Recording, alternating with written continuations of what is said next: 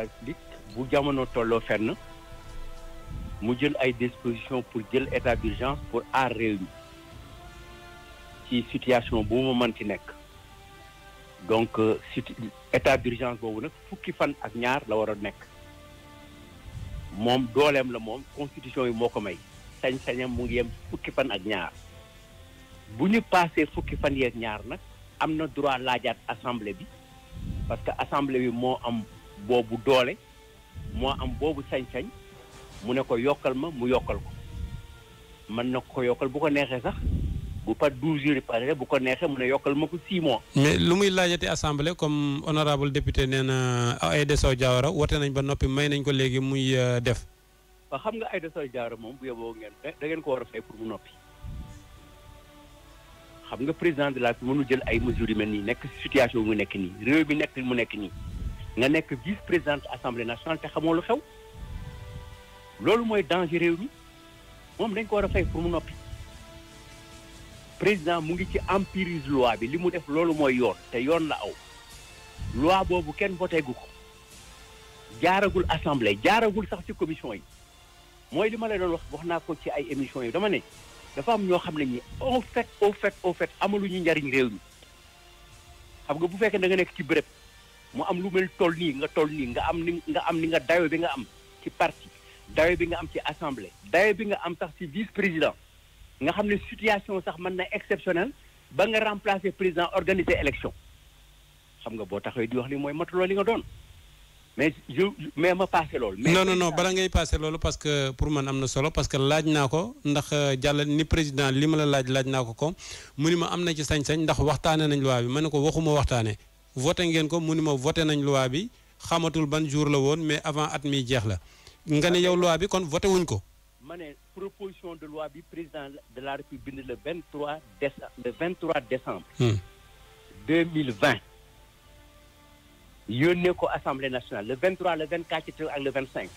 da ngay jàpp ne loi bi lu mu gaaw dina def ñetti fan pour àgg assemblée.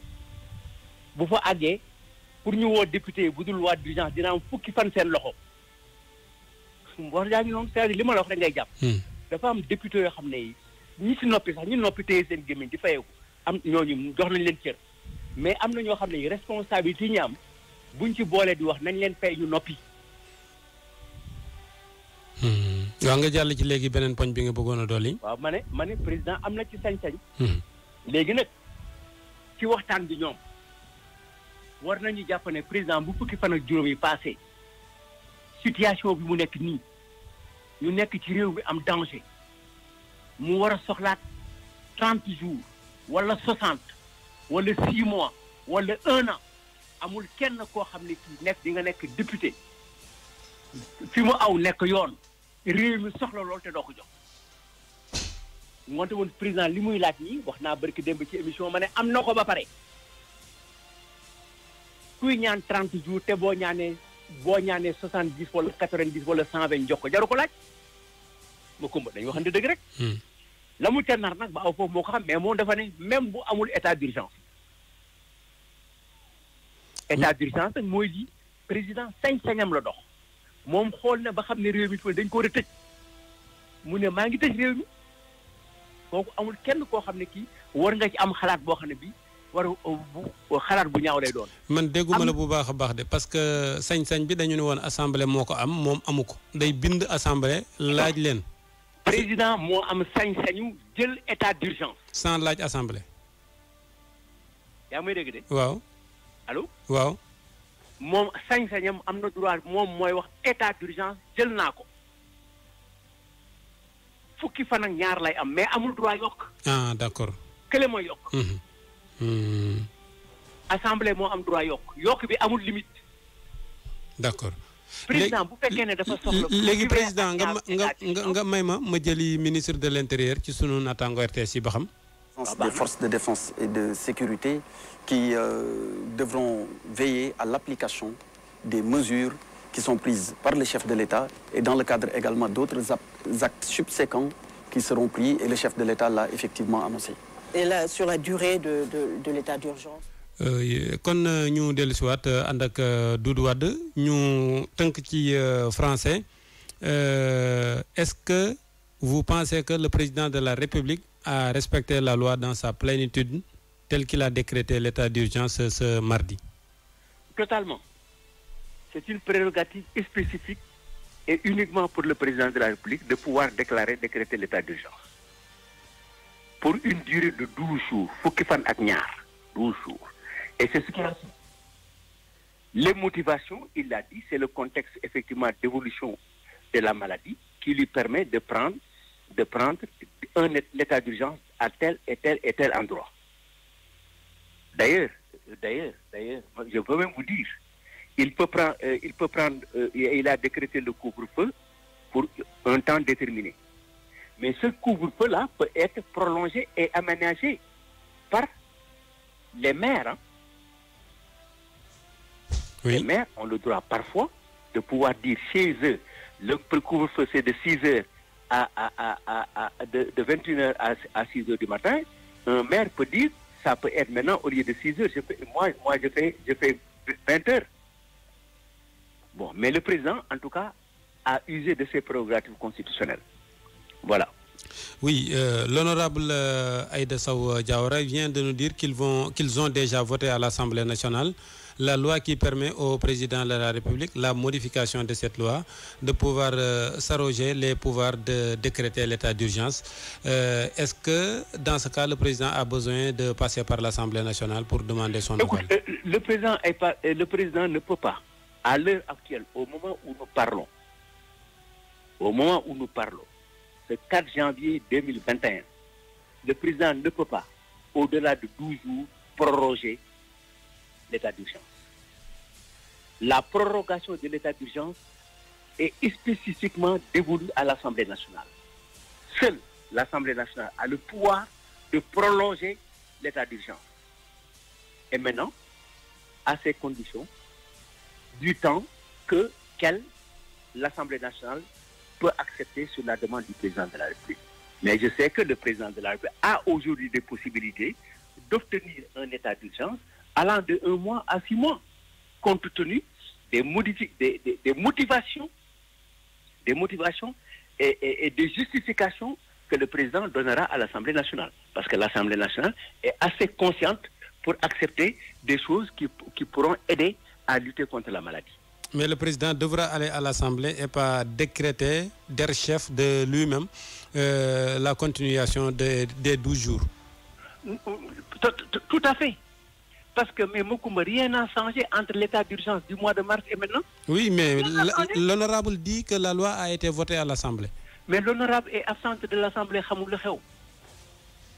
Voilà des personnes qui sont à l'Assemblée et qui ne savent pas ce qui se passe. Tu sais, si vous arrivez un jour d'aller à l'Assemblée, d'être devant la porte et de dire à quelqu'un, un député, vous êtes venu à l'Assemblée, quel est l'ordre du jour? Ils peuvent ne pas vous le dire. Alors ce sont des députés comme ça qu'il faut payer pour qu'ils se taisent. La situation du pays, telle, avant la décision du président de la République, tu énerves les gens pour leur dire que le président peut aller au-delà des limites constitutionnelles. C'est extrêmement grave pour le président de l'Assemblée nationale. Je suis désolé de le dire comme ça, mais mieux vaut qu'il se taise, sinon il fait comme on a pris. Merci beaucoup, Doudou Wade. C'est moi. Merci beaucoup. Doudou Wade, ancien président groupe parlementaire du PDS à l'Assemblée nationale. Ñu ñëwaat ak Samba Bathily, maire Ouakam. Monsieur le maire. Oui. yow bi ñuy dagg sànq di jëliwaat président de la République yaa ngi woon ci boo sañoon mesures yi gën a teeng ma ni la woon loo yaakaaroon ni kon moo ci war fi mu ne nii ngir nit ñi dégg li ñuy wax. waaw xam nga man moom lu ma gëm mooy ñun gënuñu fi te nit booy roy da ngay roy lu baax. boo xoolee tey Europe gis nga ñu ngi ci confinement dama jàpp ne feebar daal boo koy xeex da nga koy xeex nga jóge pour que bon pour man dañu war a confiner wu 15 jours buñ confiner woo 15 jours bu sa jàngoro ku am jàngoro bi dina feeñ ñi am jàngoro bi ñu mën leen jël comme cas yi tolloogul yenn dayo yi voilà moo jéggi dayo ñi ko am ñu mën leen xam mën leen jël fekk leen teg fële ñi ko amul ñu xam ne amuñu la man de man loolu mooy sama. oui mais confinement 15 jours yàgg nañ ko fay wax mais xam nañu réew mi nag nit ñi ñoo ay picc yam dañuy xëy wuti lu ñu dundee boo leen tëjee 15 jours da nga fi def loo xam ne jàngoro ji sax bu yoon du fi am. waaw mais xam nga lu mu mun a doon daf la koy jaral rek boo xoolee pomme bi li mu yàq liy jàngoro bi yàq si pomme bi bu ñu continuer woon dimbali nit loolu mooy gën a néew li nga xam ne bu jàngoro bi continuer li nga xam ne loolu la fi def parce que si nii ñu continue ni mu nekk nii nit yi gis nga transport yi ni muy peese gis nga marché yi ni muy peese gis nga xew yi sax léegi léegi nit ñi dafa mel ni jàngoro amul xew yi day fees del nit yi gëmuñu jàngoro bi nit yi nag bu ñu gëmul jàngoro bi te jàngoro bi di def ay dégâts yu muy def ci àdduna di ndërmel koom yi ndax man maire laa gis naa ni mu ñu sonnale ci suñu budget yi il faut que ñu jël ay mesures yoo nga xamante ne du yàgg loolu waaye dinañu nag dimbali pour que ñu jóge si yaa ngi nekk par ay centaine de cas yaa ngi gis léegi boo mooy pour ñu egg 200 cas et cetera mais est-ce que si rythme bi ñu jël ñu ne 18 heures ñu ne 21 heures ba 5 heures du matin est-ce que loolu yaakaar nga ne loolu kese mun na tax mu ralentir jàngoro bi tey bëccëg bi la nit yi di gën a dox